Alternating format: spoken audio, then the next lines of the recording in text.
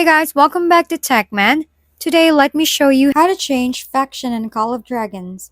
In Call of Dragons, changing your faction is possible once you meet certain progression requirements, most importantly, having your Sacred Hall upgrade to at least level 8, because this unlocks a faction switch feature in your account.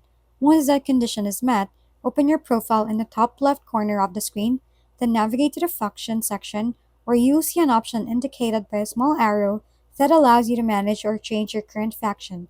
From there, you can review available factions such as League of Order, Wilderburg, or Spring Wardens, and select the one you want to switch to. Then proceed through the preview screens by tapping Next to review the changes before final confirmation. The process is not free, as it typically requires spending gems, often around 10,000, along with meeting any additional in-game conditions or restrictions that may apply depending on your account status. Once confirmed, your faction will be charged and you can continue playing under your new chosen faction with its updated bonuses and traits. If we've been helpful, kindly give us a thumbs up and don't forget to hit the subscribe and bell button for more contents. For any questions and suggestions, comment down below.